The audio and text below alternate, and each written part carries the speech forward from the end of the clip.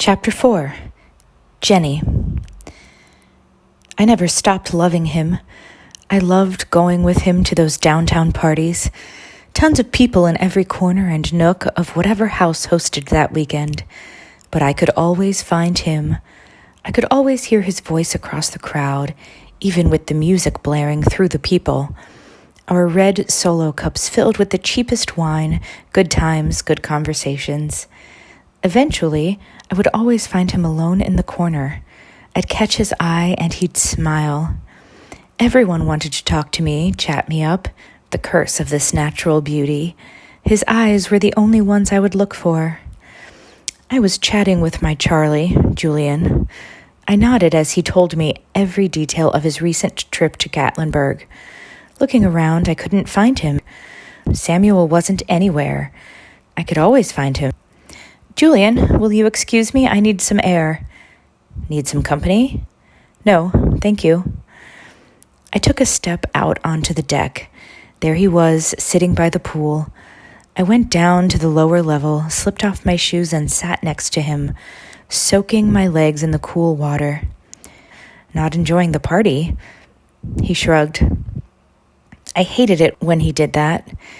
It told me so little, yet everything I needed to know.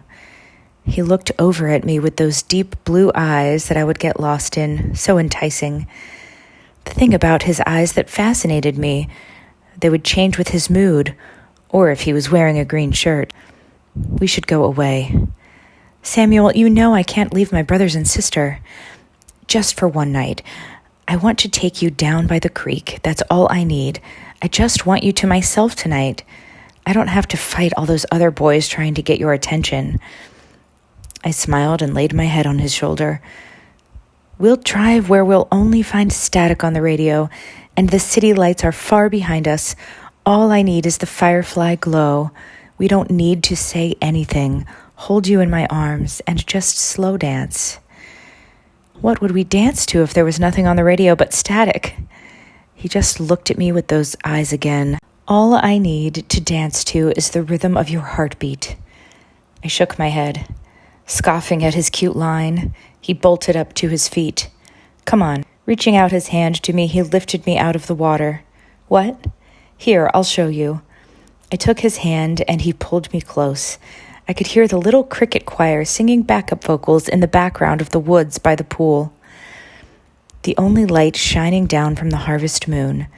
I stood on his shoes and my bare feet, my head on his chest, and we rocked back and forth, sure enough, to the rhythm of his heartbeat. I looked back up at him. "We need to pick up the speed." He looked down at me, a little lost at my words. "Your heart rate is getting faster in your chest, like a kick drum." His cheeks reddened, but I just smiled. He pulled me in a little closer, holding me a little tighter. I held my breath. Resting my head on his chest, I breathed out and closed my eyes. The party music flowed down from the balcony, but we danced to the beat of our own song. I looked up to the sky just in time to see a falling star. He looked up in time to see it too. He looked down at me and smiled. "Are you going to make a wish?" "No, Samuel, you make one." He looked back up at the sky, thinking pensively. "What did you wish for?" He shrugged at my question. "Nope, can't tell you, or it won't come true." I sighed, rolling my eyes. He looked down at me with a devilish grin that I've never seen before. "What are you—" Before I could finish, he leaned in and kissed my lips. I caught my breath again. He smiled and whispered, "See, wishes can come true." I laughed lightly, then pulled his head down again for a slow kiss. Before I knew it, I was sitting beside him in his pickup truck.